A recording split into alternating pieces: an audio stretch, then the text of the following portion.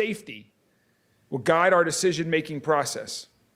And while we began planning immediately for the monitored controlled burn, we would not proceed until I was absolutely convinced that all options had been explored. That decision is now in, the one we have been waiting to hear for weeks. A home in Highview filled with dangerous chemicals will not be burned down by the city. It's our top story at 5. Thanks for watching. I'm Shay McAllister. And I'm Doug Proffitt. We learned late this afternoon in a news conference that the EPA will now remove the chemicals mechanically, as the mayor said, in small scoops. Connor Steffen covered the news conference, and he is live right now in Highview near the house on Applegate Lane with the details of this brand new plan. Connor? Yeah, guys, so we now have an official word from Metro government that the EPA will carry out a controlled mechanical removal of the properties on the house behind me. That's 6213 Applegate Lane. That should happen sometime in October. It could be a little bit later on, depending on what the weather is looking like. So what does this all look like? How will this work? We did get some of that information today. So first, the EPA will place a 17-foot perimeter wall around the property. Then, using machines, they'll remove the roof and the walls of the house, and scoop by scoop remove small amounts of materials, placing it into a large steel container that will be partly buried in the backyard. The EPA will then get rid of the material, but we have yet to hear about the specifications on how they will actually dispose of that material. We asked during the press conference how often the EPA has carried out this process. Here's what Metro Safe Director Jody Myman had to say. These are actually very rare. Due to the circumstances throughout the United States, we can only find that this is a situation that's happened about 8 times from some of the subject matter experts that have talked about it. And that's what's taken so long through this process to get a reputable contractor with the Environmental Protection Agency to come in and do this. So Louisville Mayor Craig Greenberg says safety is the #1 priority. That's why they'll store water cannons on site, create a fire suppression plan, and maintain EMS personnel on this site throughout the process. Unlike the original plans for a controlled burn on the property, this will not require surrounding neighbors to be removed from their homes during the process. Though Greenberg did say in the case of an emergency, they will have plans ready to carry out a controlled burn. Again, that is only in the case of an emergency. So we do have this plan that is shaping up, but again, like they said, it could be a slow process. We still don't know what weather will look like come fall, but we do at least have an official plan that is pending approval from the EPA, which we have been waiting on for a few months now. Live right here at Applegate Lane, Connor Steffen, WHAS 11 on your side. Connor, thank you. This is a late developing story. We'll have more tonight at 6. The mayor initially said that burning the house down was the only way to handle it, then later changed that stance to say they were looking at other options. Now a contractor has been found by the EPA. The mayor says the cost of the removal will be covered by the EPA and not the city, even though Metro Louisville, as you heard Connor say, plans to have a presence during the lengthy removal just in case there are issues. Now to a stunning incident on a JCPS bus. This morning, several students on bus 1849 headed for Carruthers Middle School were exposed to pepper spray. Ian Hartwitt spoke with the district today. He has more on the investigation and the district's praise for the bus driver's reaction. Jeffersontown Fire and EMS says they came to check the 31 students coming off that bus right behind me at Carruthers Middle School. 4 of them were treated for symptoms. 2 of those 4 were transported to Norton Children's Hospital with minor injuries. Jeffersontown Fire and EMS responded around 8:15 Wednesday morning. We were told once we got on scene that there was pepper spray that was dispersed on the bus and that some kids had some symptoms associated with anytime pepper spray is dispersed. Assistant Chief Jacob Carroll, overseeing EMS at Jeffersontown Fire, says they look for symptoms like eye and skin irritation. In a letter sent to Carruthers Middle families, Principal Jason Watts says 2 adults entered the bus while at a stop. JCPS District spokesperson Carolyn Callahan says bus video is part of the JCPS police investigation. Video shows at least one of those adults runs down the aisle of the bus. Those adults left the scene.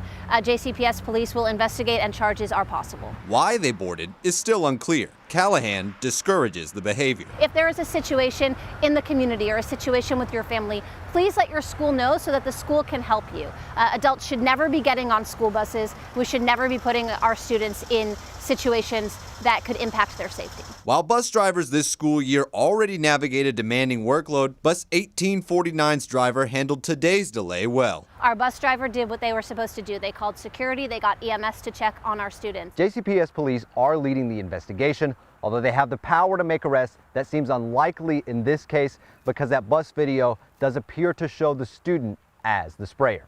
In Jeffersontown, Ian Hardwick, WHAS11, on your side.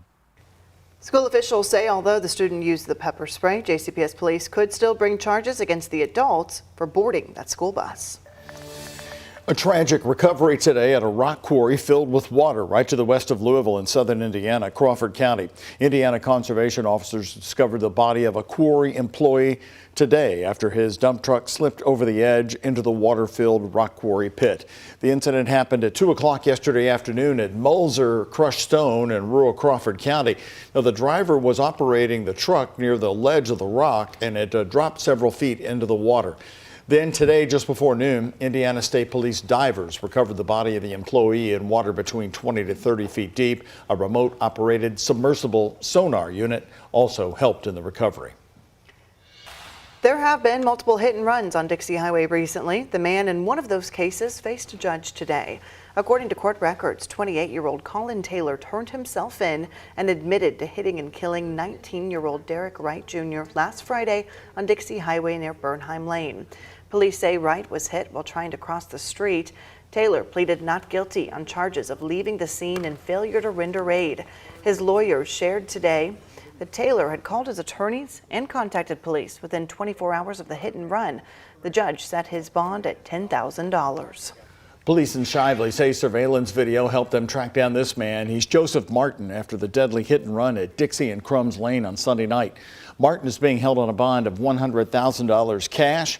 Today, the judge ordered that he pay at least 20% of his bond, and if he posts bail, he will be released on home incarceration. Detectives say Martin admitted to hitting Demetric Dryden Danzy and to using meth and drinking alcohol just before the fatal crash. He's charged with vehicular homicide, leaving the scene, and driving without a license. This morning, the John A. Roebling suspension bridge that connects Cincinnati and Covington, Kentucky was shut down in both directions for 3 hours, all while state, local, and federal authorities investigated a bomb threat. Investigators say they received the call at 5 a.m., a man threatening to shoot police and put pipe bombs on the bridge. The U.S. Coast Guard even shut down the Ohio River traffic underneath that bridge while the investigation was going on.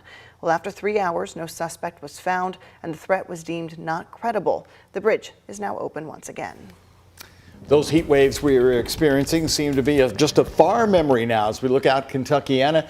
Nearly cloudless skies. Fall seems to be settling in, at least we hope, for a while. What a nice change of pace. Ben, do we get to hang on to this weather for a little bit? Yeah, we do. We're going to be spoiled for the next several days and really through the weekend. Great weather for Bourbon and beyond, starting tomorrow and through the weekend. Not just a blue sky, but a deeper blue sky thanks to the low humidity and that cleaner air coming in from the north. Nice little north breeze at around 10 to 20. And look at that humidity. That is the big story right there. Down to 26% with those low dew points in the lower 40s. Just a very low measure of water content in the air. This view with our Honest Abe roofing cam, part of our U of L Health Camera Network. Upper 70s to around 80 degrees around the metro right now, and similar temperatures across the board, even a little cooler to the north. Only 73 in Paoli, 77 in Seymour and Madison at 75.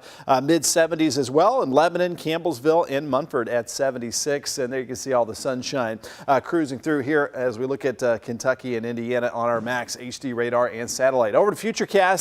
We'll be already down into the 60s right around sunset, which is now right before 8 p.m. Overnight low temperatures in the 40s and 50s, so a crisp start to our Thursday. Tomorrow, just about the same, 70s to around 80 degrees and lots of sunshine. So clear and cool tonight, low temperature forecast at 56, lower 70s at lunchtime tomorrow, and up to the upper 70s to near 80 degrees for tomorrow afternoon. Again, I'll show you how long this beautiful weather will stretch coming up in our complete forecast in a few minutes. All right, on this gorgeous fall day. The final steel beam for the redesigned paddock of Churchill Downs is right now in place. It is a major milestone for the racetrack, which hopes to debut a brand new look in Derby 2024. They celebrated with a topping off ceremony this morning. Well, the new paddock is more than double the size of the old one. It is set to open for the 150th running of the Kentucky Derby. That is on Saturday, May 4th of next year. You can expect premium seating, club space, new track viewing options, and unique dining experiences. For those who work at the track, a project like this is once in a lifetime. This is a once-in-a-generation project. I've been in the company for 18 years, and we've talked about this project that entire time. We've always thought we could do something great. We always thought we had an obligation to try. The fact is, despite the perfection of Churchill Downs has been constructed over 149 years. That is true. It is ever changing. You see the mayor signing the beam there. Everyone in attendance today got this, the opportunity to sign the final beam before it went up and was installed, putting their lasting seal on a once-in-a-generation project.